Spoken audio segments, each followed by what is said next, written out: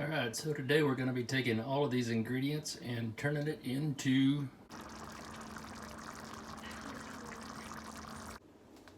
Alright, so before we can get to that point, we're going to be building this out. We're going to start with cooking our vegetables, and then we're going to move on to cooking our ground meat. So I'm a fan of really spicy chili, but so if you're not, you can always change this recipe however you need to take some of the heat out. But I'm a big fan of Serrano peppers, so I'm going to start with this and get this going. So all I'm going to do is throw this in a quick processor, give it a spin to crunch it up so that I can reduce that down under heat. So unlike a lot of people probably, I like to start off with bacon. So what I've done is I've just taken some applewood bacon, 2 slices of it, and I've just cut that into small strips, small pieces, because I don't want to end up necessarily tasting it in the chili. It's just there to add some oil, some depth to the beef. So we'll get that going. Add just a touch of olive oil to this pan. Not a whole lot, because while our venison that we're going to be using is very lean, it'll also add some juices. So really I just want to add this to keep the pan lubricated and keep things going in the right direction. So also a big fan of garlic. So in addition to the pepper, I'm going to break up about 4 or 5 cloves using fresh garlic. And that's going into the processor to make some of this puree that we're going to be adding to the mixture before we get our beef going, or our venison in this case.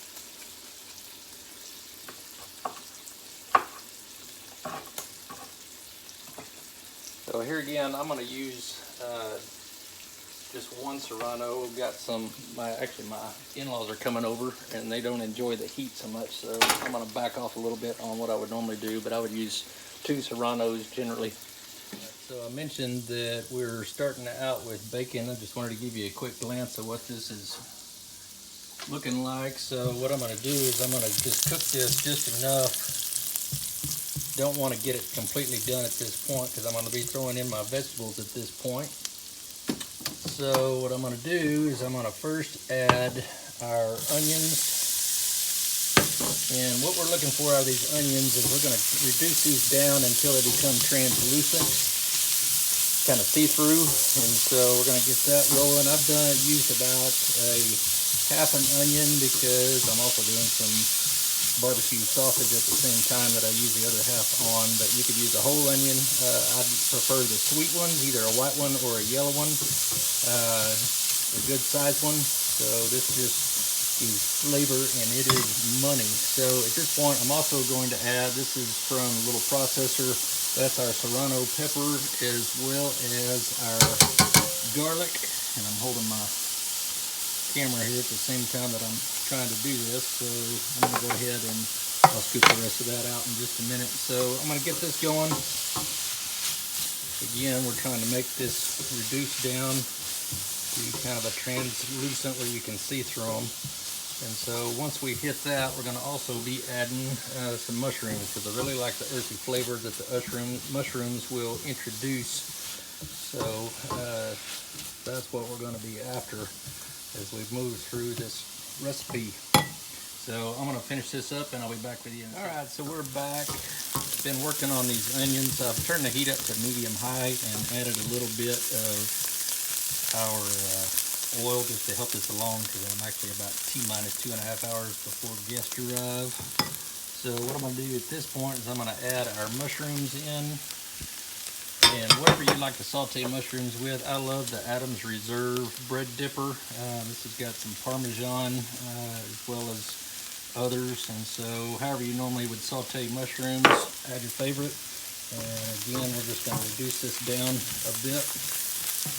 Keep things going as we march along. So my objective here is not to completely cook this, because after we get everything into the pot, we're going to let this slow simmer. So whatever is in here now is going to get a whole lot more cooking in front of it. So the other thing that I want to point out at this point is, if you notice this pan, This is what's known as fond, and that's flavor that we want into our mix. And so it's, even though we're going to clean this pan out a couple of times, we're not going to clean the pan. We're going to leave that fond because the other things that we're going to be adding will lift that from the pan and put all that flavor right back into our mix.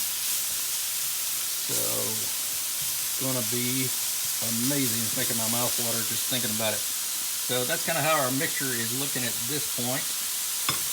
And I'll show you what we're going to do next. So we've taken our ingredients thus far, our vegetables we'll call it, and put them in a bowl and set it aside. That fond is looking really good. So from here what I'm going to do is I'm going to add 3 pounds of Axis venison into this pan. So what we're going to be doing, and all we're going to be doing, is just browning this meat before we move to the next step. So I'm going to just chop this up. Get this spread around where it can keep cooking. Again, I'm still on medium-high on my temp. And my objective here is to brown this. We're not going to get it too dried out. But I just want to get it broken up and moved around the pan where it can cook evenly so we get a good brown on it.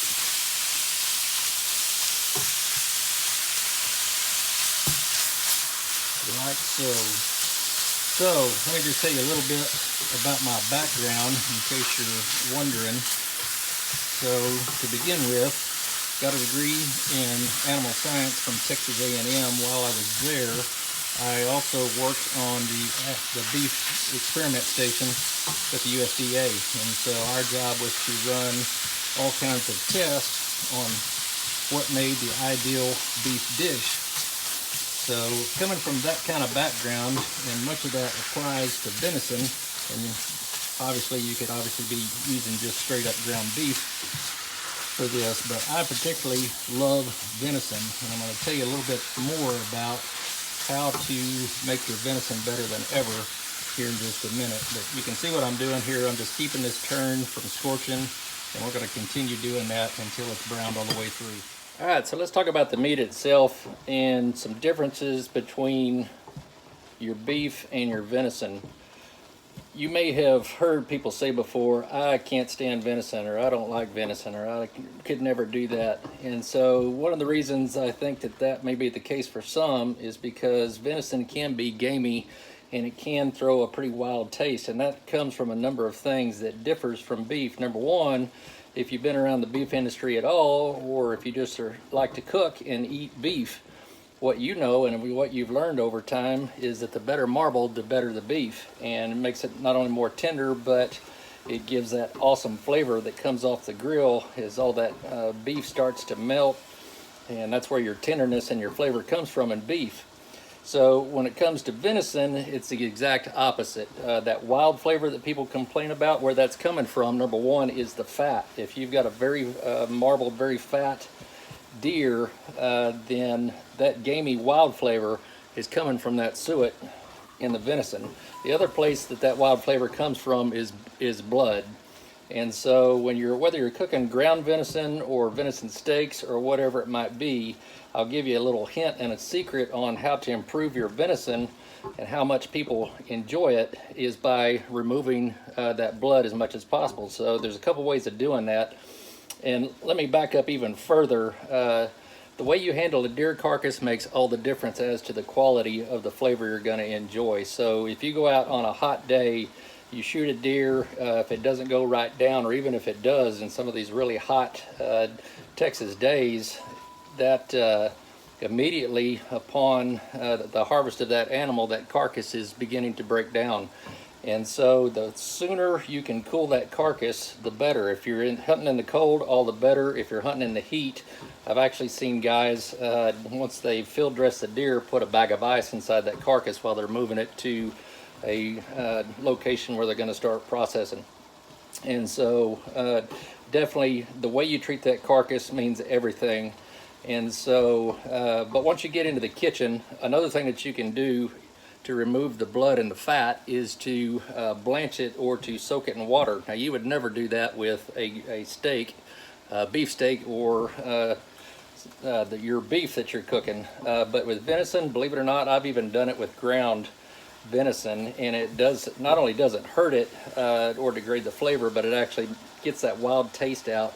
And so what I'll do sometimes is I'll put it in a water pot and put my oven on 220 and just put some heat on it, because just like when you heat your muscles up before a workout, that heat does the same thing. It'll open the pores up and allow the blood to come out. And so what I'll do is I'll soak it, get the blood until the water is turned red and nasty, and then I'll pour that water off, put fresh water in, and do it again.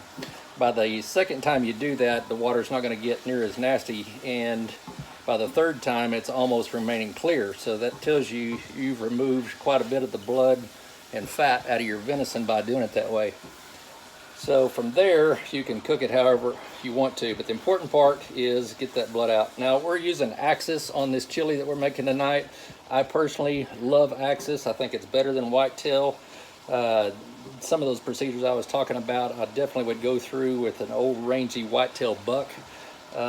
This was a large Axis buck, and actually I like the flavor, so not so concerned about that. All right, so next steps, what we're going to do, and let me grab the camera and I'll show you where we are. This is how we're looking on our ground meat so far. Got it browned, and we're just starting to move beyond brown. And so one thing that you might notice, there's a lot of liquid in here. Again, if this were beef, I would probably just keep right on and going. But since I want to make sure for my guests I get any gamey or wild flavor out, what I'm going to actually do, I'm going to take this over to the sink. I'm going to pour this into a colander and just let it drain.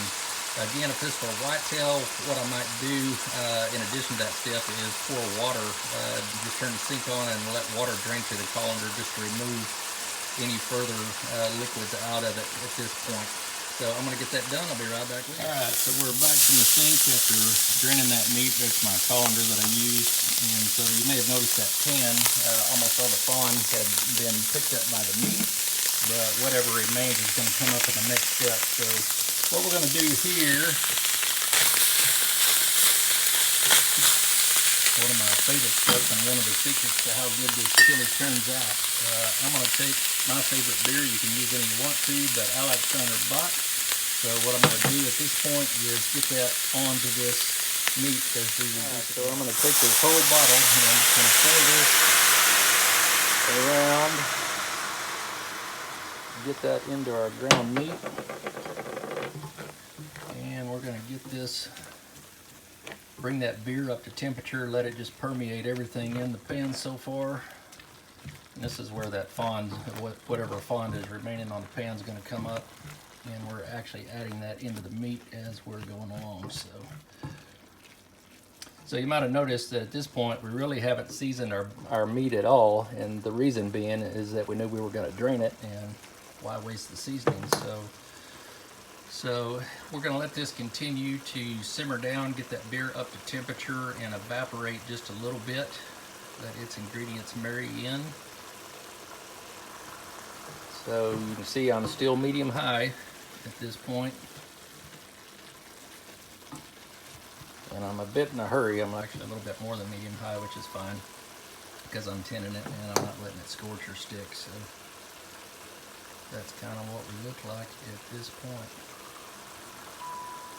All right, so from this point, we're going to take the vegetables that we started with, and that being our garlic, our onion, our pepper. We're going to add that back into the meat. Give that a stir, let those flavors start to marry. I don't know about y'all, but I am getting hungrier by the minute just watching this take shape.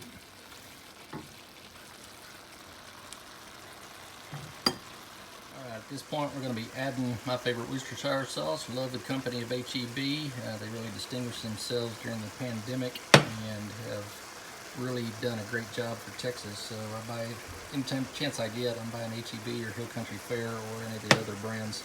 So anyway, about a quarter cup of Worcestershire sauce is going in next. You can definitely measure that out, but I tend to cook honestly by smell as much as I do taste. But however much you like, add that in at this point.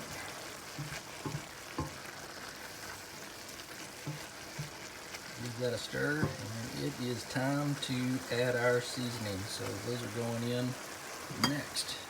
All right, I was kind of trying to decide while I was talking how I was going to handle this next step, and that's all of our seasonings. And instead of having you sit while I measure out everything, I've just gone ahead and pre-measured everything. These are all the spices that are going into this chili mix at this point. We got smoked paprika, we got chili sauce, we got cumin, we got brown sugar, oregano, basil, garlic salt, or garlic powder, excuse me, some 2 cubes of beef bouillon are also, I took and just chopped those up, and salt. I'm going to give the ingredient list separately here at the end so that you'll have it, but I'm just going to go ahead and add this to our mix at this point. Not really important that it go in any order, just so that it goes in. The next thing I'm going to do is, in addition to the beef bouillon, I'm going to go ahead and add some beef stock, just to give this a little richer flavor. And so that's where we are at this point. I'm going to give this a stir before we move on to the next step in the process. Is we're going to continue adding some vegetables, but this time they're all tomato based. And so here again, this kind of depends on how spicy you like things. I'm going to add some fire roasted diced tomatoes, again from HEB. So we're just going to put that in. You could also use a crushed or diced second can of tomatoes. That's about the extent of tomatoes that I like, except for I'm also going to add a can of Rotel. I said I was going to try to keep this a little less spicy, but I can't resist. I love my Rotel, so we're going to add that in as well. And then the last thing we're going to do is we're going to use a tomato paste. Now, a lot of people think that adding tomato paste and tomatoes will make it taste tomatoey, but not necessarily so. What it does is it gives it a real depth and deepens the flavor of the beef. So, but what the other thing that tomato paste will do is it will give it that red, more saucy kind of chili, which I like, but there's also times that I would prefer the meat to be the centerpiece and don't want it quite so so saucy and tomatoey, but it will bring the flavor out and give a depth to the meat. And so what I'm going to do is I'm going to use half this can. This is a 6-ounce can, so I'm basically going to add in 3 ounces of tomato paste. Be back with you in a sec. Alright, so this is the way we're starting to look, and you'll notice as that tomato paste begins to melt and get spread around, the color is going to deepen, and the consistency is going to get a little creamier, a little smoother. And so we're down to my favorite part of this process before we leave it alone and let it simmer on the stove and do its thing. By the way, I'm still medium high here. So the final thing that we're going to add after all of the vegetables have been added is my favorite white wine. And so this is Chateau Saint Michel. It's a Chardonnay 2018. And so we're after about a half a cup, and we're just going to add this. At this point, the fond's all off the pan, but that would certainly get it if not. So we've added that in. You notice at this point we're kind of soupy and saucy, but we're going to leave this alone. I'm going to cover it and simmer it and let it do its thing on the stove, and eventually this is going to reduce down and yield something that is out of this world. So can't wait. So I'm going to reduce heat at this point. I'm going to go ahead and cover it, and I'm just going to leave it alone and let it do a thing. I'll be back with you when we're done. Alright, so this is how we're looking at this point. You can tell that it's coming along nicely. If you're not a person that likes beans with your chili, what you would want to do is to continue to simmer this down for another half hour to 45 minutes. But if you do like beans, the time to add those are about with 30 minutes left to go. You definitely don't want to do this earlier than that, as they would get cooked too far down. But at this point, 30 minutes to go is a good time to add beans. So I'm actually going to use 2 different kinds. This is Central Market, HEB brand. So these are just pinto beans. You can use red beans or whatever you enjoy. And then I'm also gonna add some black beans, and these actually have some peppers in them, so that's gonna add a little bit more spice. I'm not gonna worry about draining these. All this is just gonna go in to adding additional flavors. And so we're gonna now continue to simmer and boil this down, or excuse me, simmer this down for another half hour or so. And the beauty of it is, while I've got guests coming and a time clock to keep, I could just leave this going either in a crock pot or here on the stove. The more it simmers, the better the flavors marry, and the consistency, then I have a chance to get to where you like it best. So at this point, we're just going to continue to simmer. I'm going to go ahead and cover once again and let it complete its work. So some other things that I'll point out, this well, there's a lot of ingredients that go into this. All of this can be edited and amended according to your taste and your likes. This recipe can be taken in different directions. You could easily add corn to this, your favorite pasta, what we would call as kids goulash, you could make that, or you could just add this to a pie filling and make a meat pie out of it even. But my son and I weight train, and this is even something that we do on a weekly basis just as a protein source. So venison's very lean and very high in protein, and a good way to get it. So at any rate, I'll be back to show you the finished product right before we serve it. Alright, we're about finished up. This is still soupier than what I like it. I typically will boil this down until it's a lot less soupy, but I'm running out of time to finish up this video, so I'm going to wrap it up. But I thought I'd show you where we are, and I'm going to give this a taste real fast. Oh my gosh, I'm glad my mother-in-law's coming over, because that is slappy old mama good. Hope you guys enjoyed this. If you did, give the video a like.